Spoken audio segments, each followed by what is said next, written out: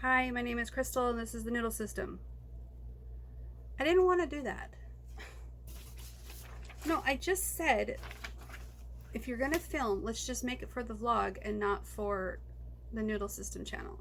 Because the noodle system channel already has a lot of videos for you to edit and we don't need to do anymore. But obviously you feel like you need to film, so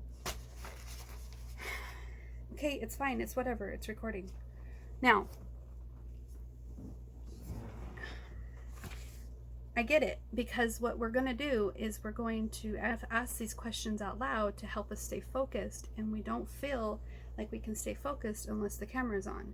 Is that a problem? Is that an addiction? That probably has an issue all on its own, so we might need to like watch that. But for the sake of time and I don't know, production, we need to get this out tomorrow. We need to be awake tomorrow. We need to be rested. We need to be ready. We need to be on time, and we need to be prepared. So for all that sake, that is why I'm okay with filming it. But we really should have had this, sorry, we just really should have had this done before. Okay, so this one's done. PTSD. Let's do this.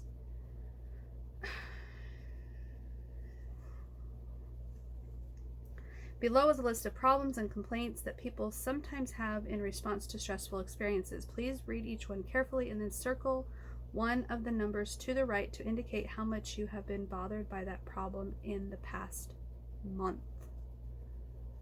Okay, number 1, repeated disturbing memories, thoughts, or images of stressful experience.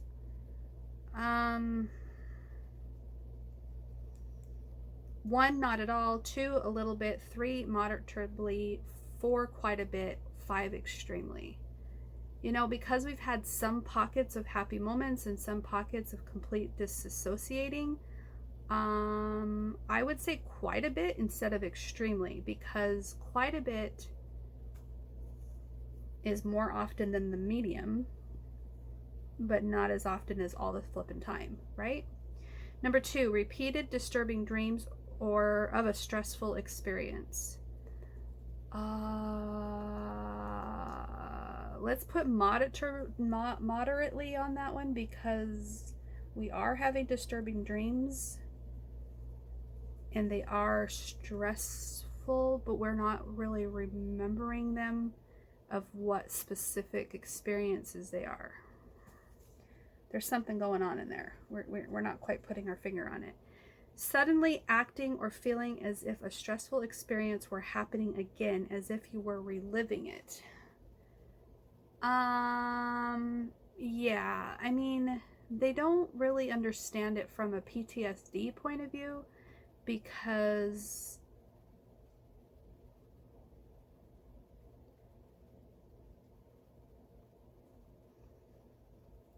you understand PTSD as far as you go to war, you hear gunfire all the time, you come home, it's 4th of July, you hear fireworks, and you have a moment thinking that you are reliving those days back at war.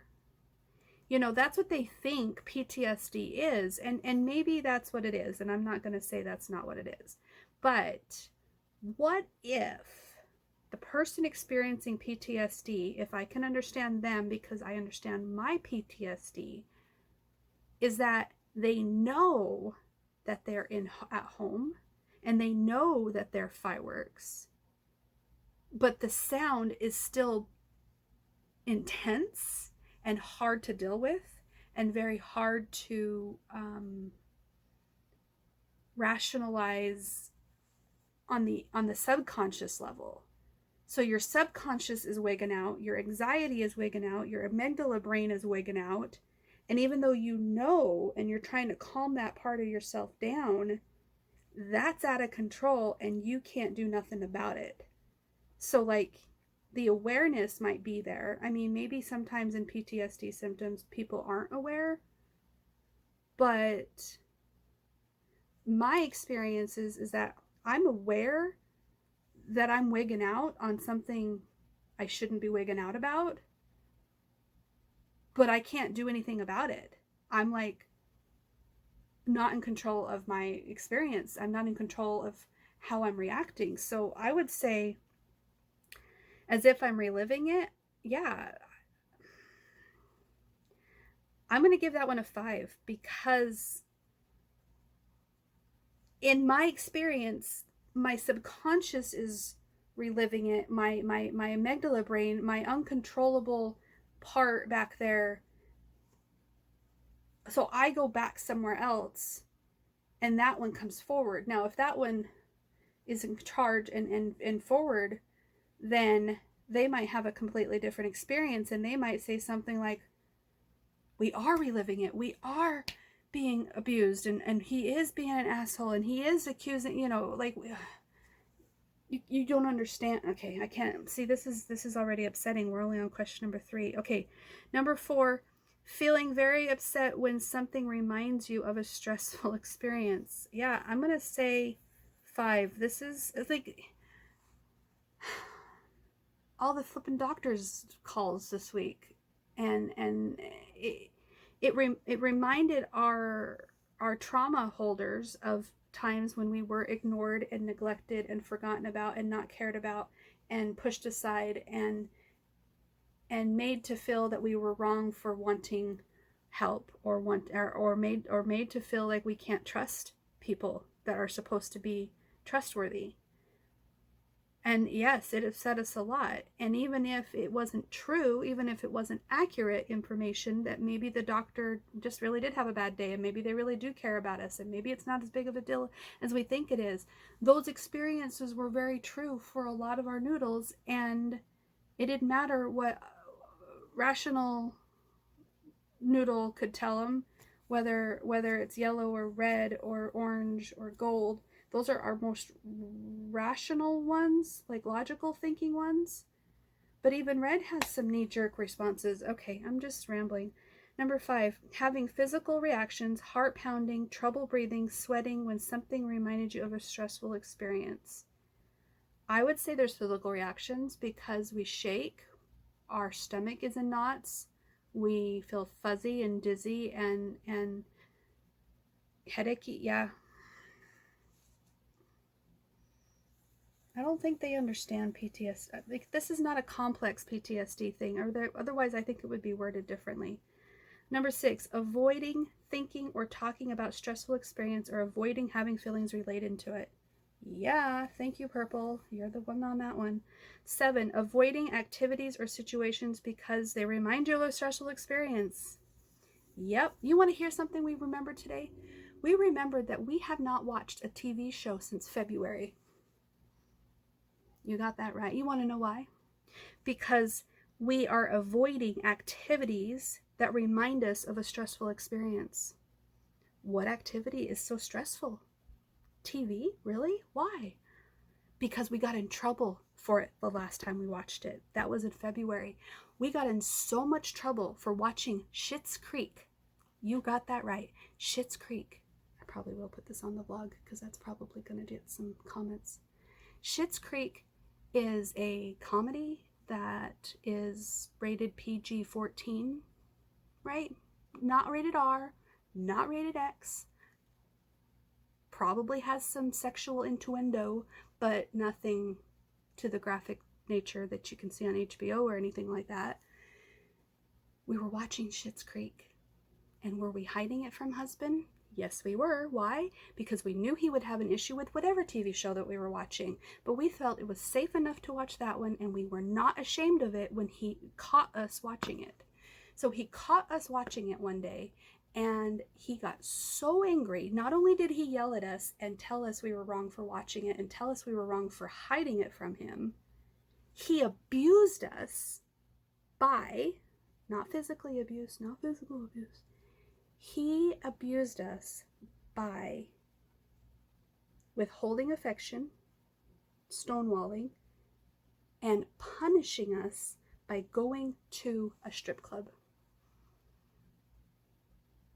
We were hyperventilating, crying. We were having like flashbacks that our values aren't as good as, you know, our wants and our needs and our things that we like and the things that we are interested in are not as valuable as what he wants, and we will be punished if we do anything that he doesn't like.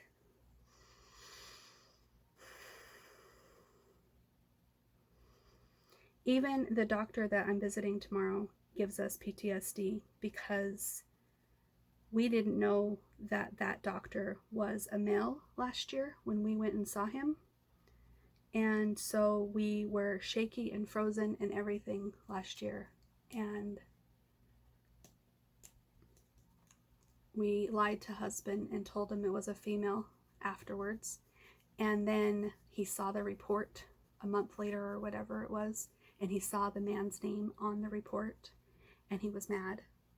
And I don't think he remembers that, or maybe he's trying to learn to let go of that, and maybe he's trying to change, I don't know, but he knows we're visiting him tomorrow, and we have anxiety about it, even though there's not been any anger or punishments recently.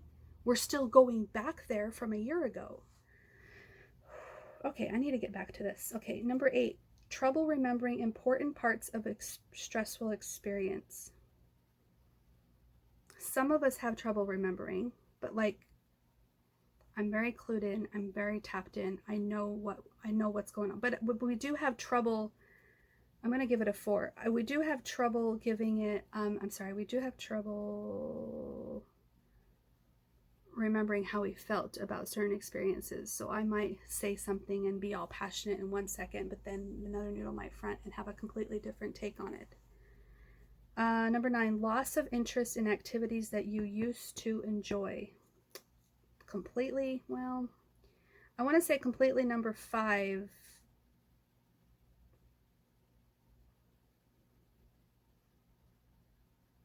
I'm going to say completely number 5 because the only thing that I'm doing right now that I enjoy, the only thing we are doing right now that we enjoy is editing videos. That's the only thing we're doing. Number 10, feeling distant or cut off from other people. Yep, completely. Feeling emotionally numb or being unable to have loving feelings for those close to you. I'm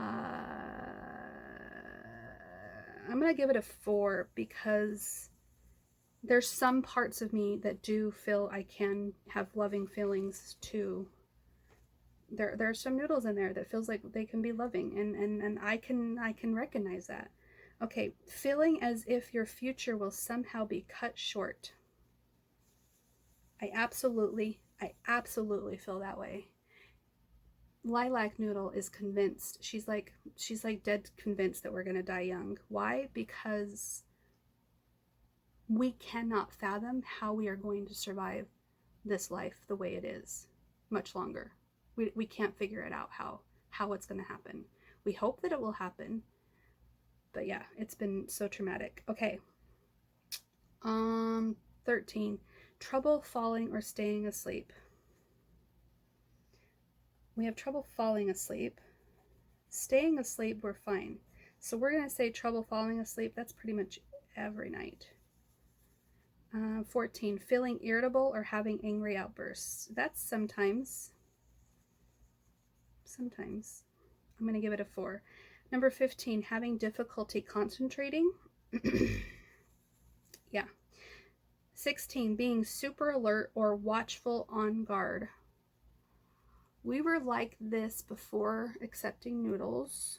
Hypervigilant, Kathy mask all the time.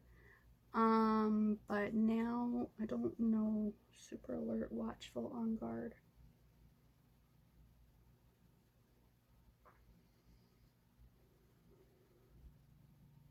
We're disassociating so much, I don't think I can say that. We used to, but I don't think so. Okay, 17, feeling jumpy or easily startled. I'm gonna give that one a 2 because even my husband just walked up next to me and I was like, whoa, I didn't know that you were there. I wasn't doing anything wrong, but I still get really jumpy.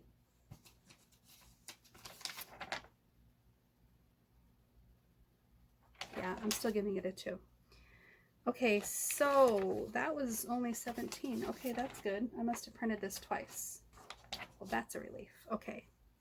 Now we can do the competency self-rating form and the mood questionnaire.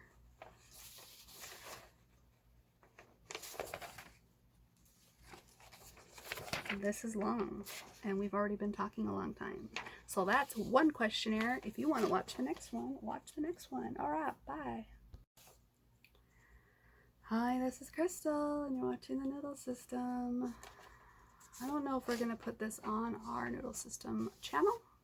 So if you're watching it, you're probably watching it on our secret vlog channel.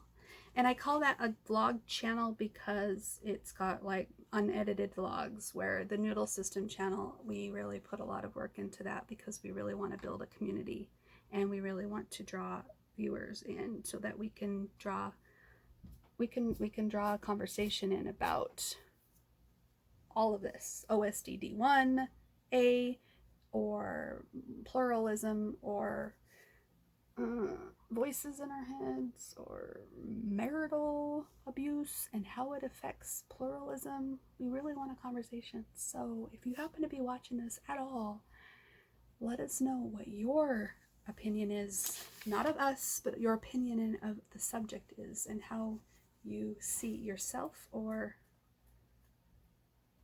if you just want to give us validation, that'd be great. But I don't want arguments. I don't want hate. I don't want arguments. I don't want hate. We're very hyper vigilant about that. Okay, we're doing competency. Did I say that right? Competency, patient competency rating self form.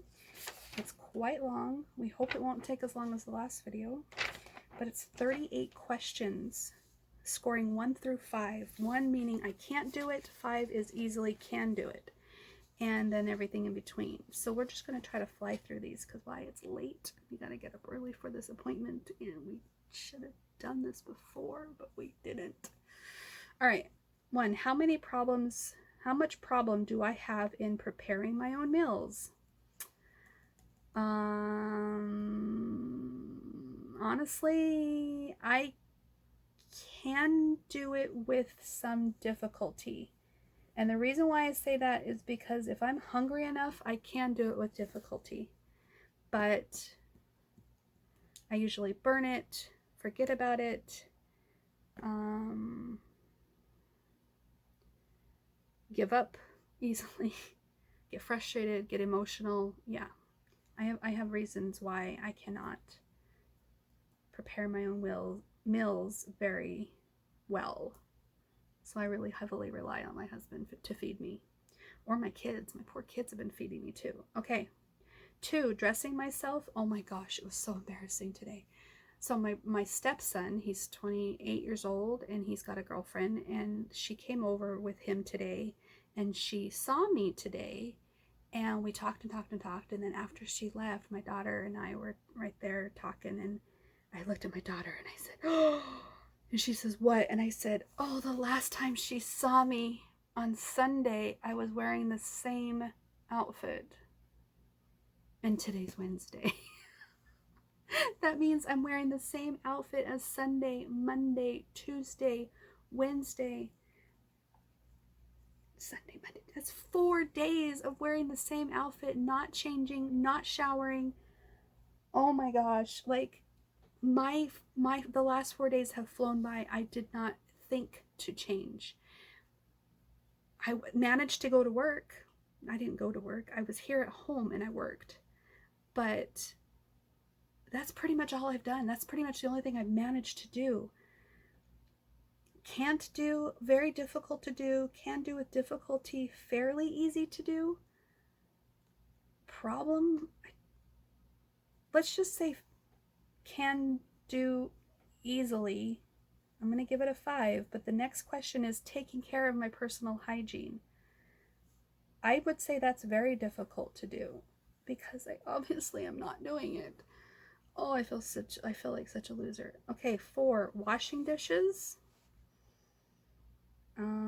I would say that's fairly easy to do, but I'm not doing them. My poor son is doing them. Doing the laundry. I haven't been doing laundry. I'm going to say fairly easy to do because I can do it. Taking care of my finances. I'm going to say can do with some difficulty. Keeping appointments on time. I can do with some difficulty. Starting conversations in a group. I don't think I have a problem with that. I guess it depends on the group. Staying involved in work activities. I'm going to say very difficult to do right now. Remembering what I had for dinner last night. Okay, I remembered what I have for...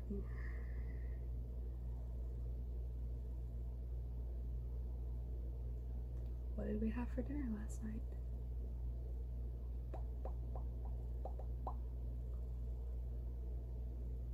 I'm going to say very difficult to do because I cannot remember. But I could. I'm sure I could.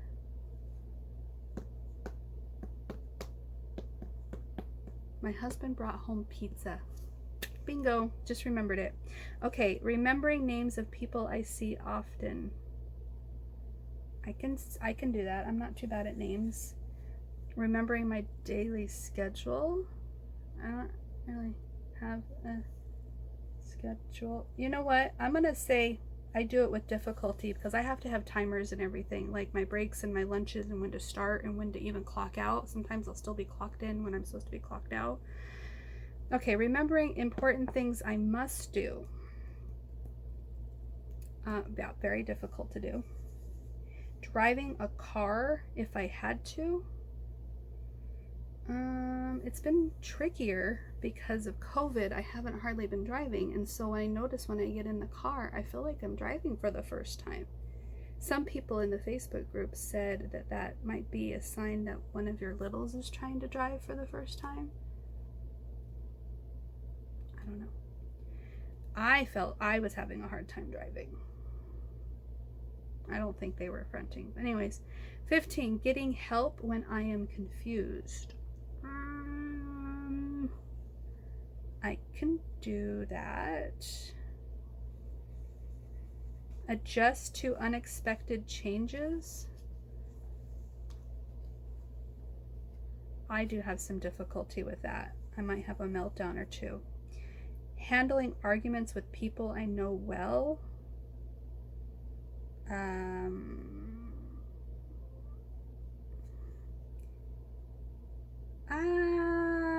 I have difficulty with that. I almost put can't do, but I guess I can handle them eventually. Does that count? 18, accepting criticism from other people. Oh my gosh. That's very difficult as well. Controlling crying. Can I control crying? I can't control the noodles that need to cry. I'd say very difficult to do. Acting appropriately when I'm around friends. Can I put NA, not applicable? Yeah.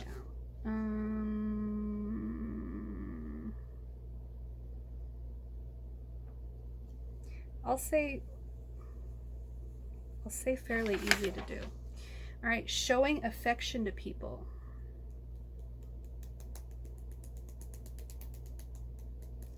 I think it's very difficult. Very difficult. Participating in group activities. I'd say that's difficult as well. Recognize when something I say or do has upset someone. I can recognize that. I can do that easily. I think I'm a little codependent in that area. Scheduling daily activities. I can schedule them, but remembering what I scheduled, that's another story. I did not call the doctor's office today, so I'm going to say doing it with difficulty. Understanding new instructions. I have a very difficult time with that. My husband has to come with me to make sure he hears the instructions. Consistently meeting my daily responsibilities. I do it with a lot of difficulty. I would say very difficult to do. That's where I'm at right now. Controlling my temper when something upsets me. I can, but it is difficulty, so I'm giving that a 3. Can do with some difficulty. Keeping from being depressed, yeah, I'm going to say very difficult to do. Keeping my emotions from affecting my ability to go about the day activities. I can say some difficulty. Controlling my laughter. I guess I can control my laughter. We'll say that's easy. Remaining awake and alert all day.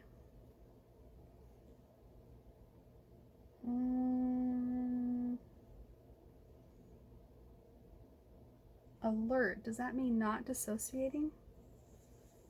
I feel like this is not a dissociating test. Okay, paying attention and concentrating on what I have to do.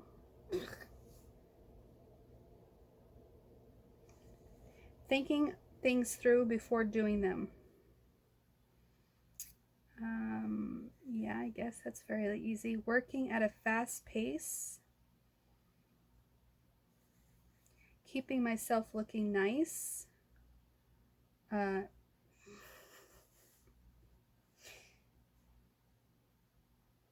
Yeah, I'm going to give it. Okay, so I didn't tell you my scores. Here's what I did. Paying attention when concentrating, I gave that a 2. Very difficult. Thinking things through, I gave that fairly easy. Working at a fast pace, I said some difficulty. Keeping myself looking nice, I gave that a very difficult, because hence the last 4 days. Keeping friends, I would say, like, I know my friends are still my friends, but am I keeping them? I guess I didn't ruin relationships. I guess that's difficult. So I gave that a 2. Developing or keeping good relationships with members of the opposite sex. I'm going to say I can't do that because my husband won't let me. Yeah, he won't let me have friendships with the opposite sex. Finding interesting things to do with my spare time.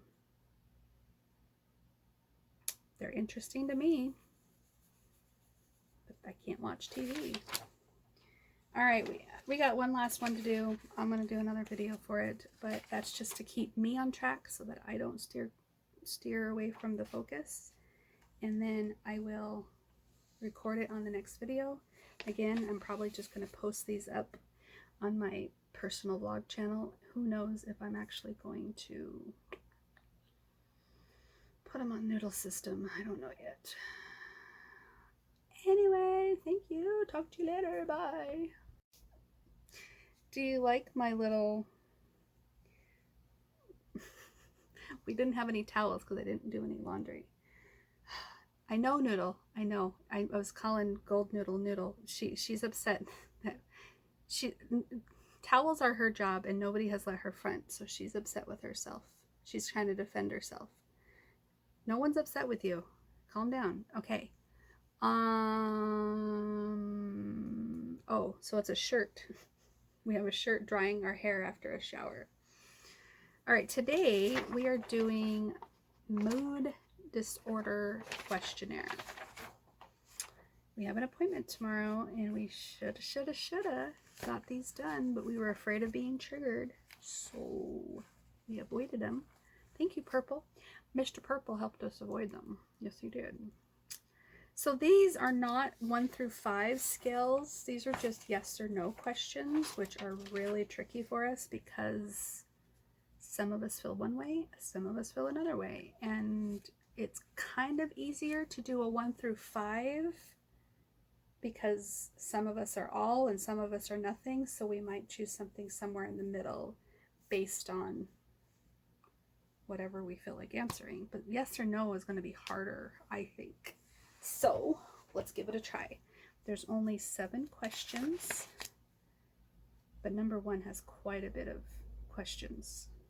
Okay, this one says, has there ever been a period of time when you were not your usual self and you felt so good or hyper that other people thought you were not your normal self, or that you were so hyper that you got into trouble?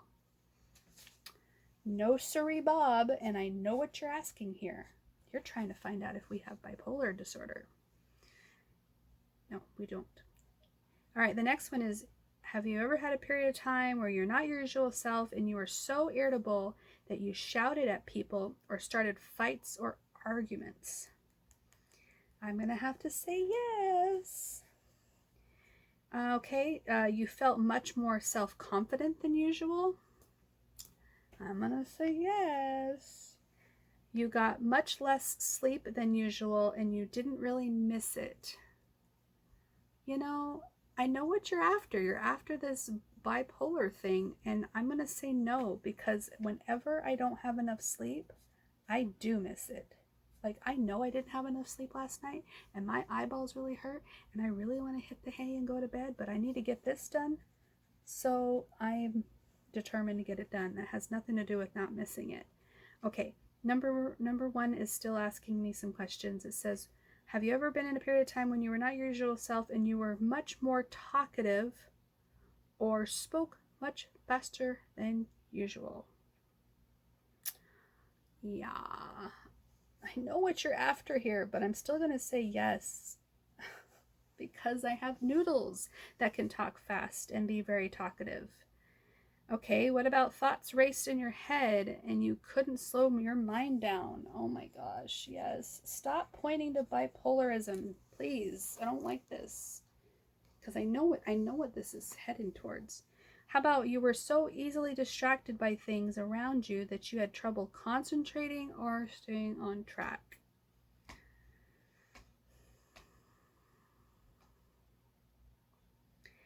Okay, I don't think we have a hard time getting distracted with things around us because we can concentrate. I just think we have a hard time disassociating. So I'm going to say no, because I know that's like an ADHD question right there. All right, what about have much more energy than usual? Nope, no energy whatsoever. You were more active or did many more things than usual? We're going to say no.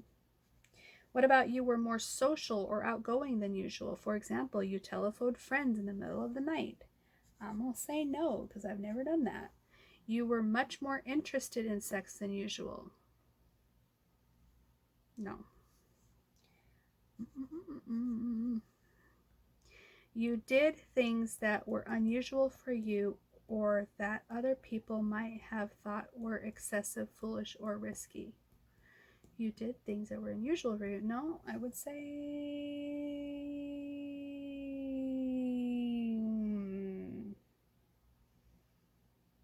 okay, it's not unusual for me, but other people probably think some things that I do are excessive, foolish.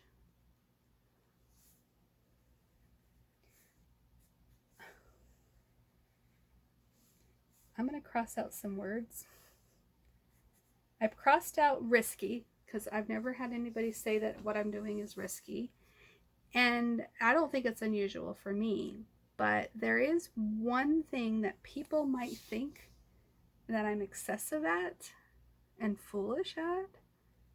And that's these video things. Yeah, I'm a little excessive. I recognize that. I recognize that's what other people would probably think. We'll just say yes. Okay. Next one is spending money that got your family into trouble.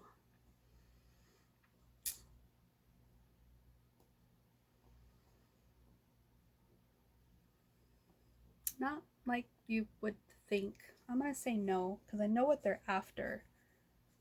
But like when I went to Michael's the other day and I went on a shopping spree, that's not getting our family into trouble. It's not a bipolar moment. That was retail therapy. Number two, we're finally on question number two. If you checked yes to more than one of the above, have several of these happened during the same period of time? No. I'm going to say no because I know what they're after still. So I'm not trying to skew the results, but I guess I am. I don't know. I just don't want to, I don't know. Number 3, how much of a problem did any of these cause you? Like being unable to work, having family, money, or legal troubles, getting into arguments or fights. How much of a problem did any of these cause you? Why are you asking me like all these questions, but you only give me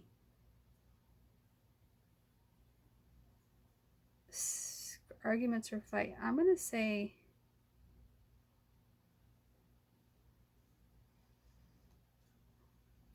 I don't want to say serious problem because I've never been hospitalized for it. But yeah, they like the arguments and stuff, they are a real big problem. I still go to work the next day, so they can't be that big of a problem. Okay, number 4, have any of your blood relatives had manic depressive illness or bipolar disorder? This pisses me off because I've answered yes to this before, and they always want to give it to me because my dad was diagnosed with manic depressive disorder. But I don't want to say no because that would be lying and skewing the results. I'll just put yes, and hopefully they do not give me bipolar disorder because this is exactly what it's aiming towards. Number 5, has a professional ever told you that you have manic depressive or bipolar disorder? Yes, they have, but that's not fair. That's not fair. I'm writing not fair on there. It's not fair. Because the only reason why they did that was because my parents, my mom said my dad had it and my dad must have had it. 6, have you ever had a distinct period of abnormally and persistent elevated expansive irritable mood, abnormally persistent increased goal-directed activity or energy lasting at least a 1 week or present for most day near a day? Yes, don't tell me I'm bipolar. Have you ever had a distinct period of abnormally or persistently elevated expansive irritable mood, abnormally persistent goal-directed that lasting more than 4 consecutive days and present most of the days?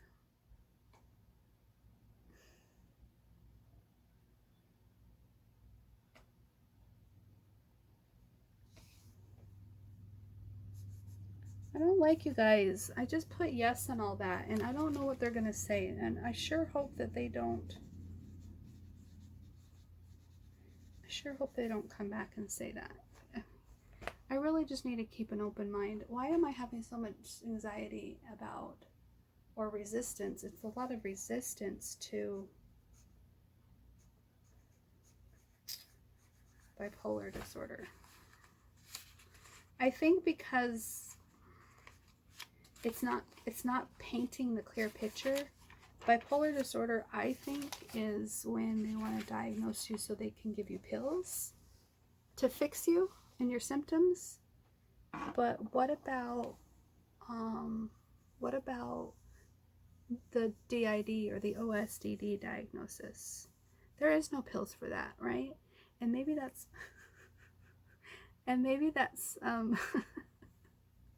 oh my gosh, that made me laugh. And maybe that's why I'm more attracted to that diagnosis, because A, it explains a lot with all my noodles in my head, and B, they're not going to try to shove pills down my throat. And I think that having like a family systems therapy or some sort of schema therapy, or even just therapy that I've been doing with myself, where I do a roll call and I list out all of the noodles and call them out to come to the round table and we'll talk together as a team. And that has helped me more so than anything. The video journals has helped me more than anything. So no, I don't like the idea of bipolar disorder because I think it's their catch-all that they want to throw everybody into without actually focusing on the issue. For example, have you noticed that everyone has been getting diagnosed with autism spectrum disorder? My son is included in that lump, so I'm not saying anything bad about that. diagnosis. What I am saying is that it's like a catch-all diagnosis. It's like an umbrella of a diagnosis. But just because my son has that diagnosis, that doesn't mean that that you know anything about him. Do you know what I mean? That you know what his problem is, or what his issues are, what he's working on, or what he's struggling with, or what he's decent at, what he's high functioning at. None of that tells you anything. But if I was to say something like he has a sensitivity to light, he has sensory issues with touch, he has picky eating disorder, if there is such a thing as a picking eating disorder. He really has a hard time eating certain foods and doesn't recognize social cues. Like, when I get specific with you, then you will know what he specifically needs help with, rather than just throwing him in a bucket of ASD.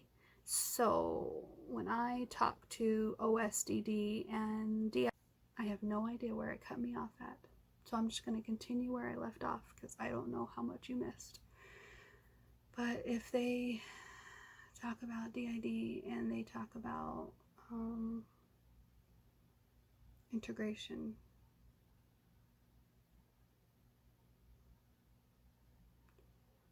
then I know what kind of what they're struggling with, or what their goals are. If they're newly discovered system, then I know that they've got questions about things, you know. So if they say, but if they just say, yeah, I have BPD, borderline personality disorder, or bipolar disorder,